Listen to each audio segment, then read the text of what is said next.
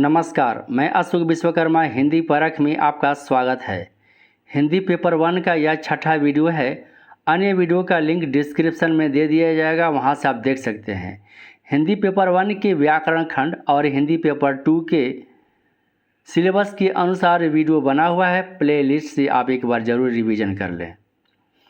तो पहला प्रश्न है, जिन समासिक पदों में रूपक अलंकार हो वहाँ कौन सा समास माना जाता है।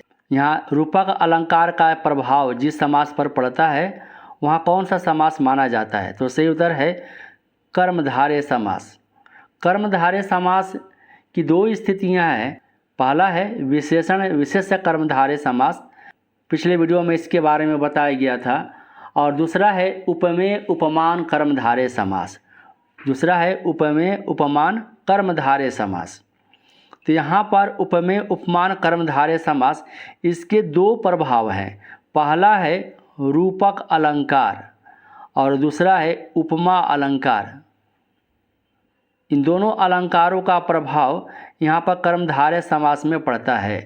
तो इसका उदाहरण लेते हैं रूपक अलंकार का। देहलता, देहलता रूपक अलंकार के वीडियो आपने देखा होगा। तो यहाँ पर जो विग्रह होगा, देह और लता के बीच में क्या आ जाएगा, रूपी आ जाएगा। देह रूपी लता, देह रूपी लता, यहाँ पर जो है रूपक अलंकार का प्रभाव है। इसी प्रकार है विद्या धन, विद्या रूपी धन, स्त्री रत्न, स्त्री रूपी रत्न, ज्ञान कोश, ज्ञान रूपी कोश, क्रोधाग्नि, क्रोध रूपी अग्नि। रूपक अलंकार का जहाँ प्रभाव होता है दोनों पदों के बीच में रूपी आ जाता है। इसके बाद है उपमा अलंकार। उपमा अलंकार का उदाहरण लेते हैं। जो कर्मधारय समास होता है वह है कमल नयन। कमल नयन जब इसका विग्रह करते हैं तो दोनों पदों के बीच में समानतावाचक पद आ जाएगा, वह हो जाएगा के समान आ जाएगा। क्या आ जाएगा, के समान, यानी कमल के समान नयन। घन श्याम, घन के समान श्याम। दूसरा प्रश्न है काला घोड़ा दौड़ रहा है, यहाँ काला कौन सा विशेषण है। काला यहाँ पर विशेषण है, लेकिन कौन सा विशेषण है। तो सही उत्तर है उद्देश्य विशेषण है। उद्देश्य यानी होता है, सामान्य भाषा में कहा जाए तो कर्ता। यहाँ घोड़ा क्या है, यह कर्ता है, यानी उद्देश्य है। इसका विस्तार किया है, यानी जो उद्देश्य विशेषण होता है वह होता है ठीक संज्ञा पद, यानी जो उद्देश्य होता है उसके पहले आता है। तो यहाँ घोड़ा उद्देश्य है, इसके पहले क्या आया, काला आया है, इसलिए काला क्या हो जाएगा, उद्देश्य विशेषण होगा। इसके अन्य उदाहरण हैं मीठा आम, मीठा आम महंगा है, महंगा है। यहाँ पर आम क्या है, यह विशेष्य है। और इसके पहले जो इसके पहले आम के पहले जो विशेषण आया है वह है उद्देश्य विशेषण। अगला प्रश्न है यह जामुन बहुत मीठा है, यहाँ मीठा कौन सा विशेषण है। तो सही उत्तर है विधेय विशेषण है। विधेय विशेषण जो होता है वह विशेष्य के बाद आता है। विशेष्य के बाद यहाँ पर किसकी विशेषता बताई जा रही है, तो जामुन की विशेषता बताई जा रही है। यह जामुन जो शब्द है, पद है, वह विशेष्य है। और उसके बाद जो आता है विशेषण वह होता है विधेय विशेषण, यानी मीठा यहाँ पर विधेय विशेषण है। इसके अन्य उदाहरण है ताजमहल सुंदर है, ताजमहल सुंदर है। तो यहाँ पर ताजमहल क्या है, यह है उद्देश्य है। इसके बाद जो विशेषण आया है यह हो गया विधेय विशेषण हो गया। दिए गए वाक्य के प्रकार का चयन निम्नलिखित में से कीजिए। मुझे नहीं लगता कि सुभाष कल आए। यह जो है अर्थ के अनुसार वाक्य भेद जो होता है 8 है, जो पिछले वीडियो में बताया गया था। तो यहाँ पर बताना है। सही उत्तर है आपका संदेहवाचक वाक्य। इसमें संदेह प्रकट किया जा रहा है, इसलिए संदेहवाचक वाक्य है। निम्नलिखित में से उपसर्ग रहित शब्द क्या है। रहित यानी उसमें उपसर्ग नहीं होना चाहिए। तो उपसर्ग क्या होता है, वह शब्दांश जो किसी शब्द के पहले लगकर अर्थ में बदलाव लाता है उसे उपसर्ग कहते हैं, और इसका ठीक विलोम होता है प्रत्यय, जो शब्द के अंत में आता है। तो यहाँ पर सही उत्तर है आपका सुरेश। इसका संधि विच्छेद करेंगे तो हो जाएगा सूर जोड़ ईस। तो यहाँ पर जो है सूर जो है वह उपसर्ग नहीं है। इसका विग्रह करेंगे, इसका संधि विच्छेद करेंगे तो हो जाएगा अति होगा, अति जोड़ अधिक। यहाँ पर यण स्वर संधि के अनुसार अति हो गया। इसके बाद यहाँ पर वी देख रहे हैं, वी उपसर्ग हो गया और यहाँ पर सु उपसर्ग है। निम्नलिखित में से किस शब्द में एरा प्रत्यय नहीं है, नहीं बताना है। प्रत्यय जो मूल शब्द के अंत में लगकर अर्थ में बदलाव लाता है। तो सही उत्तर है यहाँ पर सवेरा, जबकि घनेरा में एरा प्रत्यय है। घन जोड़ एरा, घन जोड़ एरा। इसी प्रकार यहाँ पर सांप जोड़ एरा, और इसी प्रकार मामा जोड़ एरा, इसमें एरा प्रत्यय है। ममेरा, चचेरा, फुफेरा, ये सारे एरा प्रत्यय है। किस में एरा प्रत्यय नहीं है? सवेरा में। मेरा भाई राकेश उपन्यास पढ़ता है, इस वाक्य में कर्ता का विस्तारक है। तो यहाँ पर कर्ता क्या है? राकेश है। उसका विस्तार क्या है? मेरा भाई। तो ऐसे ही उत्तर होगा ऑप्शन बी। वह अत्यंत परिश्रमी बालक है। रेखांकित पद निम्नलिखित में से क्या है? तो रेखांकित पद यहाँ पर अत्यंत है। यह अत्यंत यहाँ बताना है क्या है। सही उत्तर है प्रविशेषण है। तो प्रविशेषण किसे कहते हैं? जो विशेषण की विशेषता को बतलाता है उसे प्रविशेषण कहते हैं। यहाँ पर विशेषण क्या है? यह परिश्रमी विशेषण है, गुणवाचक विशेषण है, और उसकी भी विशेषता को जो बतलाता है उसे कहा जाता है प्रविशेषण। यानी अत्यंत यहाँ पर हो गया प्रविशेषण हो गया। अन्य उदाहरण से समझते हैं। आप बड़े चतुर हैं। आप बड़े चतुर हैं, चतुर हैं। तो यहाँ पर ये चतुर क्या हो गया? यह विशेषण है और उसकी भी विशेषता को बतला रहा है, वह है बड़े। बड़े हो गया प्रविशेषण हो गया। विधेय विशेषण निम्नलिखित में से क्या है? तो विधेय विशेषण होता है वह विशेष के बाद लगने वाला विशेषण होता है, और विशेष के पहले लगने वाला विशेषण क्या होता है? उद्देश्य विशेषण होता है। अगला प्रश्न है, दिए गए वाक्य का प्रकार का चयन निम्नलिखित में से कीजिए। राम के पिता का नाम दशरथ था। अर्थ के अनुसार वाक्य के 8 भेद होते हैं।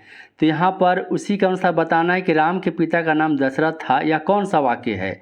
सही उत्तर है विधानवाचक वाक्य, जिसे विधिवाचक वाक्य कहा जाता है।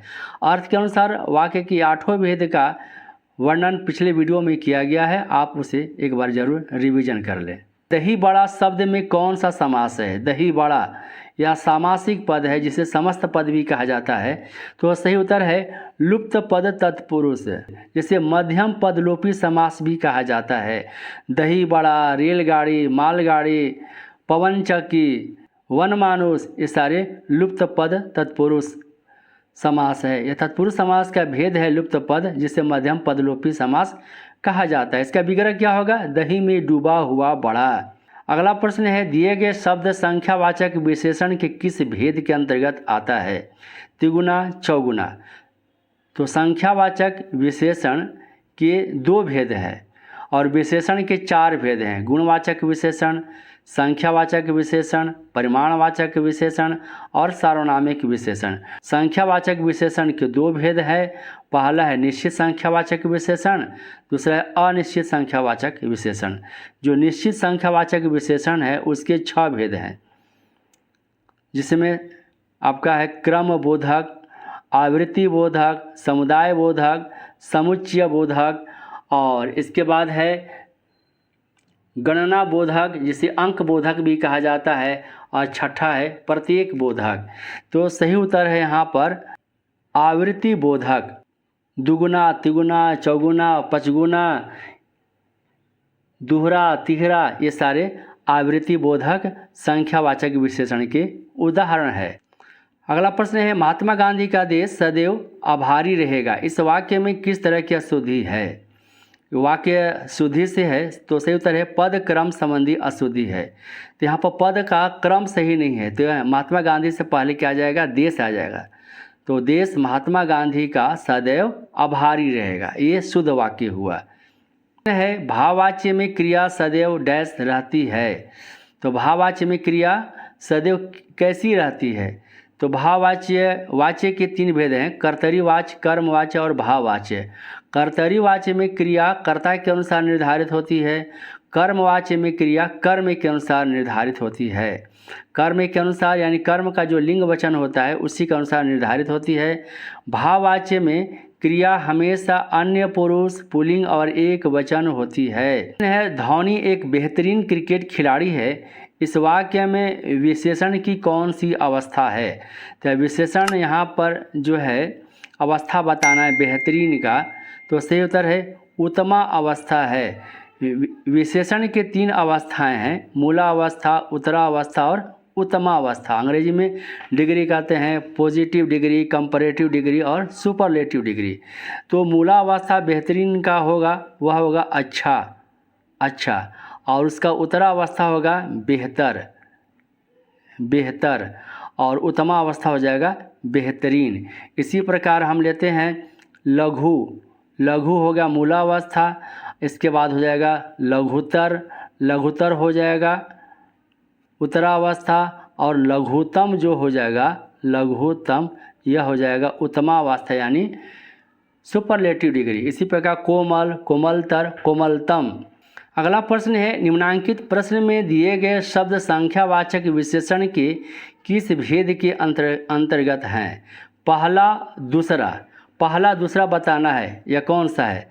तो सही उत्तर हैगा क्रमबोधक। यहाँ पर वह नहीं होगा, क्रमबोधक होगा। पहला, दूसरा, तीसरा, चौथा, 5वां, 6ठा, 1000वां, 20वां, ये सारे क्रमबोधक विशेषण के अंतर्गत आते हैं। गणनावाचक जो होता है जिसको अंक बोधक भी कहा जाता है, 1, 2, 3, 4, 5, 6, 7, आधा, तीसरा, आधा, तिहाई, चौथाई, साढ़े, ये सारे गणनावाचक में आते हैं, जिसे अंक बोधक भी कहा जाता है। दिए गए शब्द संख्यावाचक विशेषण के किस भेद के अंतर्गत हैं? कुछ, बहुत। तो यहाँ पर होगा अनिश्चित संख्यावाचक, जिसकी संख्या पता नहीं कितनी है इसलिए अनिश्चित है। दिए गए वाक्य का प्रकार का चयन निम्नलिखित में से कीजिए। भगवान तुम्हें दीर्घायु करें। तो यहाँ पर अर्थ के अनुसार वाक्य की 8 भेद के अंतर्गत है, तो सही उत्तर होगा इच्छावाचक वाक्य, इच्छा बोधक वाक्य। 9 वर्ष मंगलमय हो, यात्रा मंगलमय हो, ये सारे इच्छा बोधक वाक्य के अंतर्गत आते हैं। मुक्ति पाने का इच्छुक वाक्यांश के लिए एक सार्थक शब्द है, तो सही उत्तर होगा मुक्ति यानी मोक्ष यानी मुमुक्षु होगा। इसी प्रकार है यहाँ पर जिजीविषा यानी जीने की प्रबल इच्छा, जिजीविषा। जिज्ञासा जानने की इच्छा, पिपासा पीने की इच्छा। दिए गए वाक्य के प्रकार का चयन कीजिए। अध्यापक के द्वारा विद्यार्थी को पाठ पढ़ाया गया। तो यहाँ पर प्रकार बताना है, यहाँ पर कर्ता के बाद के द्वारा लगा है, तो यहाँ कर्मवाच्य की कर्तरीवाच्य या भाववाच्य होगा। कर्तरीवाच्य तो नहीं होगा, क्योंकि कर्तरीवाच्य में कर्ता के बाद के द्वारा या से नहीं लगा होता है। तो अब कर्मवाच्य है कि भाववाच्य है? तो कर्मवाच्य में सही उत्तर होगा कर्मवाच्य। कर्मवाच्य में क्रिया का लिंग वचन कर्म के अनुसार निर्धारित होता है। यहाँ पाठ किया है वह एक वचन और पुल्लिंग है, इसलिए पढ़ाया गया। इसे अन्य उदाहरण से समझते हैं। मोहन पतंग उड़ाता है। मोहन पतंग उड़ाता है, यह कर्तरीवाच्य है। अगर कर्मवाच्य में बदलना होगा तो मोहन द्वारा या के द्वारा पतंग, ये पतंग कर्म हो गया। अब इसका जो है लिंग वचन किसके अनुसार निर्धारित होगा? तो पतंग के अनुसार होगा। तो मोहन द्वारा पतंग उड़ाई जाती है। पतंग स्त्रीलिंग और एक वचन, इसलिए यहाँ उड़ाई जाती है। जबकि कर्तरीवाच्य में क्रिया का लिंग वचन कर्ता के अनुसार है। मोहन पुल्लिंग एक वचन था, इसलिए यहाँ पर उड़ाता है। और भाववाच्य में क्रिया का लिंग वचन क्या होता है? वह पुल्लिंग और एक वचन और अन्य पुरुष में। वह अपने मित्र के लिए पत्र लिखता होगा, यह वाक्य किस काल से संबंधित है। यह काल बताने किस काल से संबंधित है। तो सही उत्तर है यहाँ पर संदिग्ध वर्तमान। हिंदी में वर्तमान काल के 3 भेद हैं। पहला है सामान्य वर्तमान, पहला है सामान्य वर्तमान काल, सामान्य वर्तमान काल जिसे अंग्रेजी में कहा जाता है प्रेजेंट इंडेफिनिट। इसमें क्रिया का सामान्य रूप से होना पाया जाता है, जैसे वह जाता है, वह जाता है, मैं लिखता हूँ, यह सामान्य वर्तमान हो गया। दूसरा है संदिग्ध वर्तमान।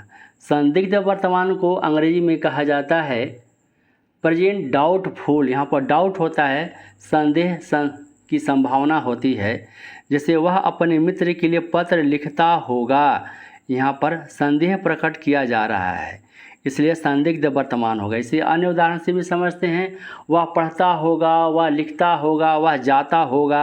ये होगा वाला जहाँ देखेंगे समझेंगे वह होगा संदिग्ध वर्तमान। तीसरा जो होता है वह है अपूर्ण वर्तमान, अपूर्ण वर्तमान, अपूर्ण वर्तमान जिसको अंग्रेजी में कहा जाता है प्रेजेंट कंटिन्यूअस। वह लिख रहा है, वह पढ़ रहा है, पक्षी उड़ रहे हैं, वह अपूर्ण वर्तमान काल के अंतर्गत आते हैं। पद का कारक बताइए। मेढक को पत्थर से मत मारो।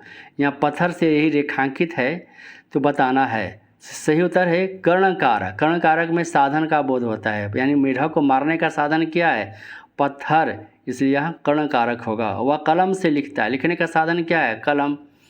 वह दही के साथ भात खाता है, तो के साथ, यहाँ के साथ भी होता है, केवल से नहीं होता है, द्वारा भी होता है, के साथ भी होता है। वह दही के साथ भात खाता है, तो यहाँ पर के साथ हो जाएगा कर्णकारक का विभक्ति चिन्ह। और वह नौकर के जरिए या वह नौकर के द्वारा संदेश भिजवाया, तो के जरिए, के द्वारा यहाँ पर कर्णकारक के विभक्ति चिन्ह है। निम्नलिखित में से कौन सा शब्द निपात का उदाहरण नहीं है।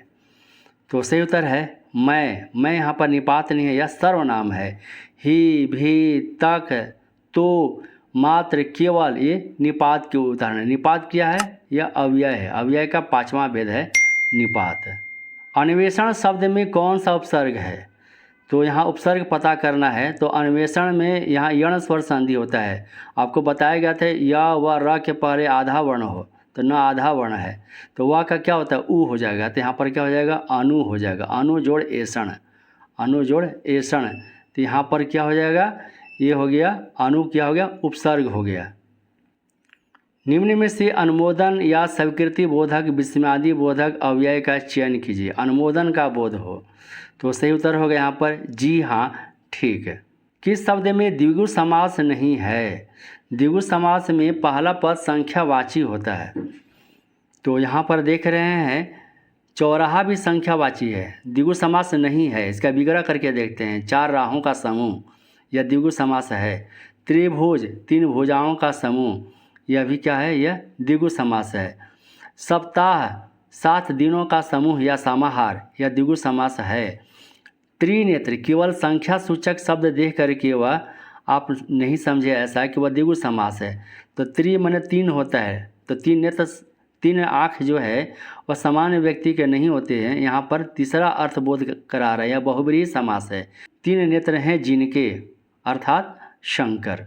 इसी प्रकार हम यहाँ पर लेते हैं, थोड़ा सा कन्फ्यूजन होता है इसमें। 65 का विग्रह करके देखेंगे तो हो जाएगा 65, तो 5 और 60, 5 और 60।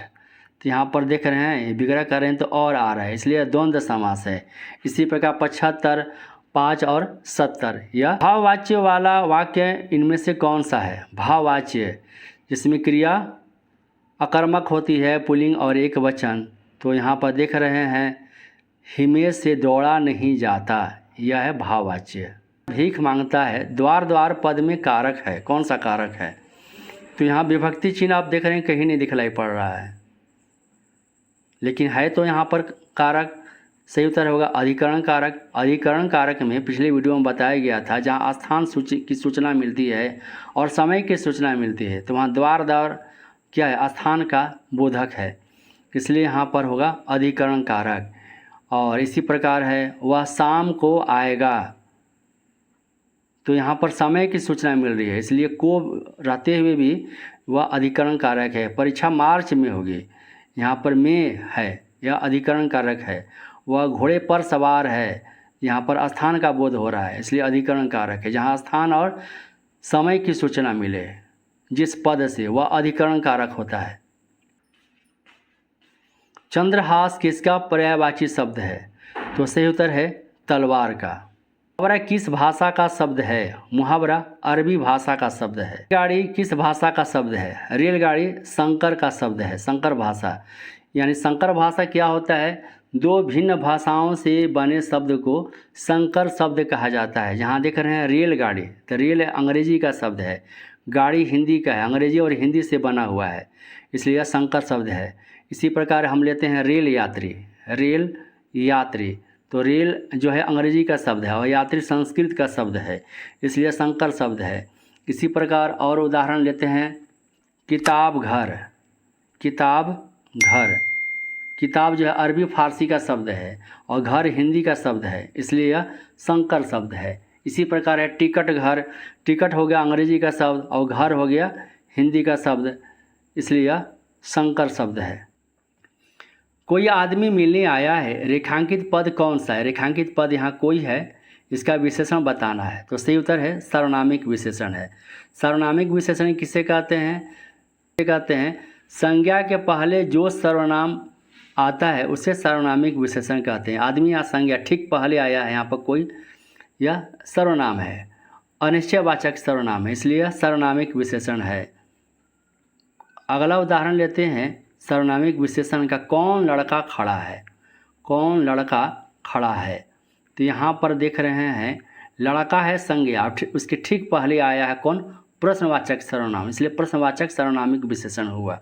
और कोई आदमी, ये हो गया कोई, यहाँ पर हो गया अनिश्चयवाचक सर्वनामिक विशेषण। हर काम करता रहा, रेखांकित पद किस अव्यय का उदाहरण है? यह रेखांकित पद दिन भर है, यह है कालवाचक अव्यय है। अव्यय के जो पहला भेद है वह क्रिया विशेषण अव्यय। क्रिया विशेषण अव्यय के चार भेद: रीतिवाचक क्रिया विशेषण, स्थानवाचक क्रिया विशेषण, कालवाचक क्रिया विशेषण, परिमाणवाचक क्रिया विशेषण।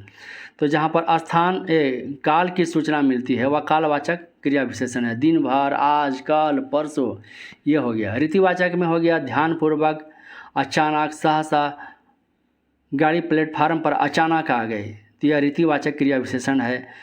और इसके बाद है स्थानवाचक, जहाँ पर स्थान की सूचना मिलती है, यहाँ, वहाँ, कहाँ, ऊपर, नीचे, अंदर, यह स्थानवाचक हो गया। परिमाणवाचक जिसमें मात्रा का, क्रिया की मात्रा का बोध कराता है, जैसे बहुत, बिल्कुल, ये सारे हो गया परिमाणवाचक। अव्यय से संबंधित वीडियो बना हुआ है, आप प्लेलिस्ट से एक बार जरूर उसका रिवाइज कर लें। धीरे धीरे, ध्यानपूर्वक, अचानक, सहसा किस क्रिया विशेषण अव्यय का उदाहरण है? यह है रीतिवाचक क्रिया विशेषण का उदाहरण है। रीतिवाचक क्रिया विशेषण में क्रिया के होने का तरीका का बोध होता है। वह धीरे धीरे दौड़ता है, तो दौड़ने का तरीका पता चल रहा है धीरे धीरे, इसलिए यह रीतिवाचक हो गया। वह ध्यानपूर्वक पढ़ता है, तो पढ़ने का तरीका है यहाँ पर, तो यह ध्यानपूर्वक हो गया। मकान, कुर्सी, किताब, हाथ आदि शब्द किस शब्द भेद का उदाहरण है? रचना के अनुसार शब्द के तीन भेद है: रूढ़ शब्द, यौगिक शब्द और योग रूढ़ शब्द। तो यहाँ पर सही उत्तर होगा रूढ़ शब्द। रूढ़ शब्द में खंड सार्थक नहीं होते हैं। मकान, कुर्सी, किताब, हाथ, इसका जब खंड करेंगे, टुकड़ा करेंगे तो सब खंड सार्थक नहीं होगा।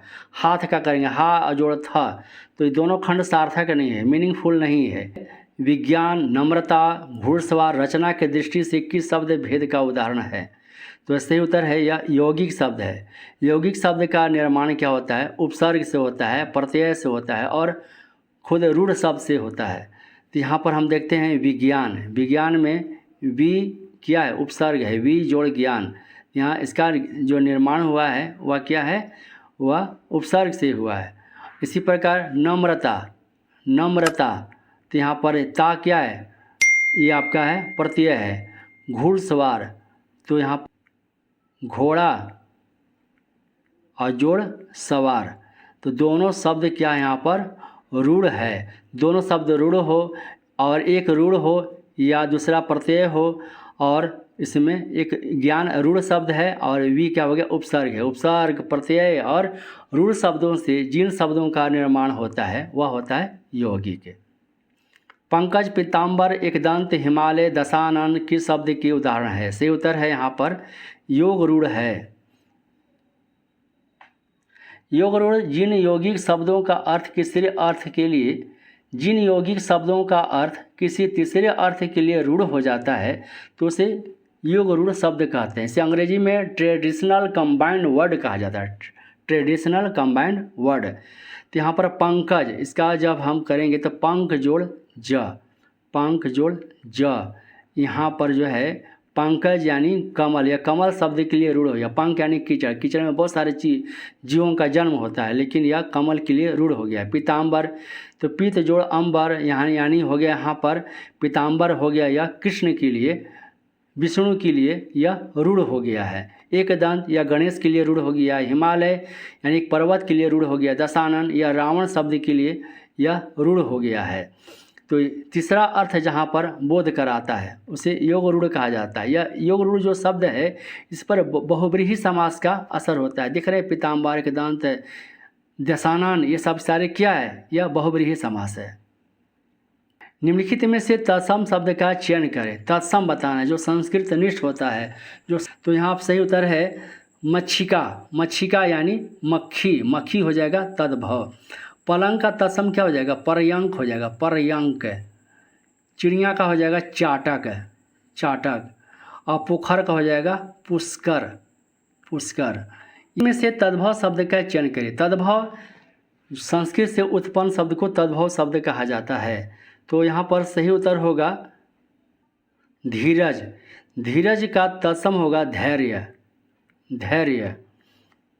तो यहाँ पर धीरज हो गया ये तद्भव शब्द है। धैर्य हो गया तत्सम शब्द है। गर्दभ तत्सम शब्द है इसका तद्भव हो जाएगा गदहा, गदहा। वर्षा तत्सम शब्द है इसका तद्भव हो जाएगा बरखा, बरखा। उज्ज्वल तत्सम शब्द है इसका तद्भव हो जाएगा उजला, उजला। में से देशज शब्द कौन नहीं है, कौन नहीं है बताना है। यहाँ पर झाड़ू देशज शब्द है, पगड़ी देशज शब्द है, झोला देशज शब्द है। बाल्टी यहाँ पर जो है वह है पुर्तगाली शब्द है। बाल्टी क्या यहाँ पर पुर्तगाली शब्द है। पुर्तगाली के अन्य शब्द हैं कप्तान, गमला, साबुन, कमरा, आलपिन, अलमीरा। ये सारे पुर्तगाली शब्द हैं। तो वीडियो कैसा लगा आप हमें कमेंट कर बताएं। यदि चैनल पर पहली बार आए तो हिंदी पारा को सब्सक्राइब करें, बेल आइकन को प्रेस करें ताकि नोटिफिकेशन आपके पास समय पर पहुंच सके। वीडियो को लाइक और अपने साथियों के बीच शेयर करें। नमस्कार।